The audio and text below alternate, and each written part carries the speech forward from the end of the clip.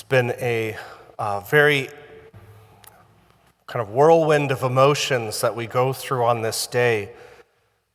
We kind of enter into this Holy Week now into a very experiential church. I mean, it's always that way, but there's a lot more things for us to really ponder and reflect upon as we enter right into the very experience as though we were there. We begin our Palm Sunday celebration with our palms, celebrating, welcoming in Jesus, singing hosannas, which was something that was the way in which they would welcome in a king. So back to the time of David, the Davidic king was welcomed in with palms and branches, and he would ride on a colt, and he would come into the city of Jerusalem.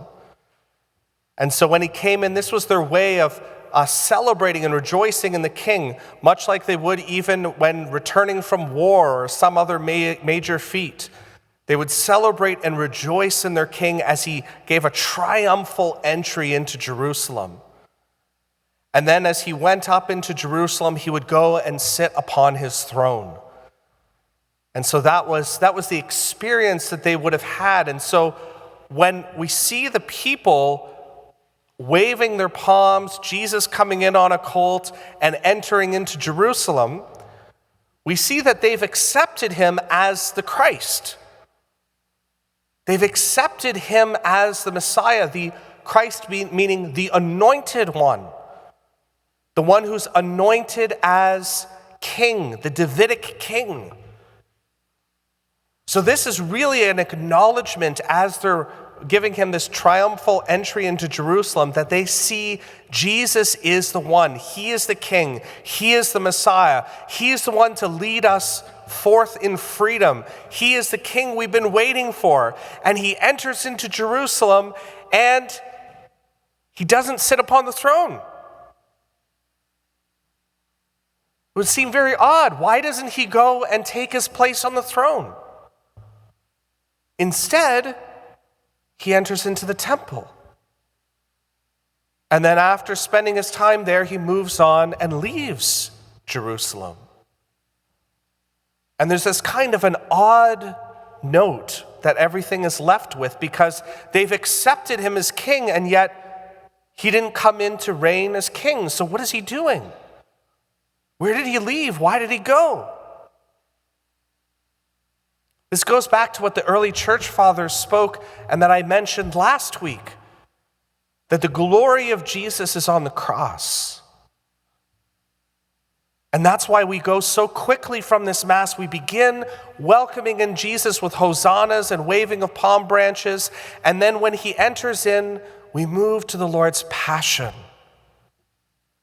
This is his throne. This is the throne of our King. That's where he comes to establish his kingdom. And so seated upon that throne of the cross, he then opens up the gateways to the kingdom of heaven. And that's why it all culminates with then the ascension into heaven, when Jesus ascends and he sits at the right hand of the Father. It's a very long journey to get there to the throne. But we are right to have a little bit of whiplash in the experience because we're rejoicing and we're celebrating and we're so full of life and excited at the beginning, and then we go through the passion and our hearts are wounded and we hear our Lord and we walk with him through the way of the cross.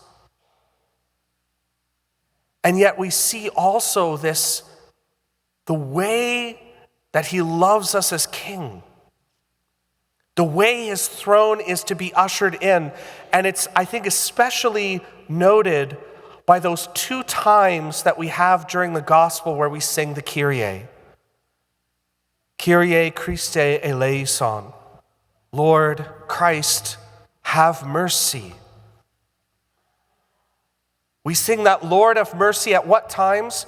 First, when Jesus says to Peter, when the cock crows, you will betray me. Lord, have mercy. And then the second time, when Peter betrays Jesus, Lord, have mercy. We remember that we too, even when we journey with Jesus on his way to the cross, we fail. We sin. We turn away from God and not really understand what it is that he's saying. We feel like his triumph should be one of, the glory and the joy and all of that sort of thing, the praises and the hosannas, and that's how we want to see things, and yet we have to go that way of the cross, and when we do, we're scared. We become afraid.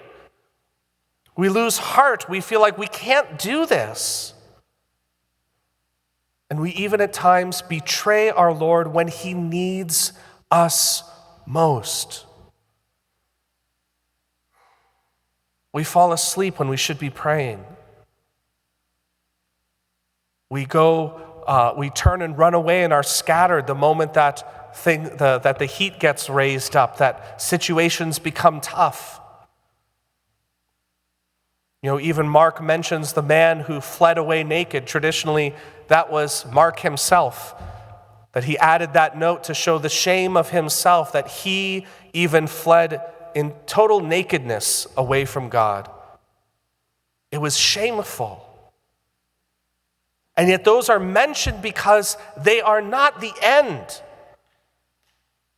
We cry out, Lord, have mercy in those moments, so that even as Peter, when he fails, Jesus looks at him in the eyes. And he doesn't look at him with hatred or anger, but he looks at him with love and mercy.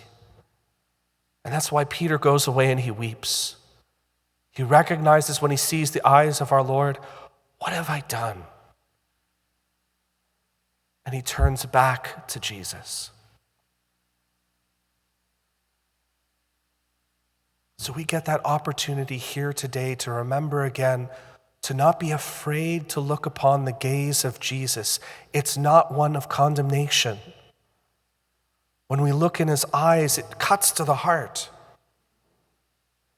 But it is, Lord, have mercy. That's the prayer he makes for us. That is the reason he went the way of the cross. So we can acknowledge and, like Mark, put our shame out there and say, yes, I sinned. That was me. I failed. But Lord, I'm going to try again. I'm going to come to you. I'm going to pray out, Lord, have mercy. Christ, have mercy. Lord, have mercy on me. To look upon your face and see this is the glory of my King who gave his life for me on the throne of the cross.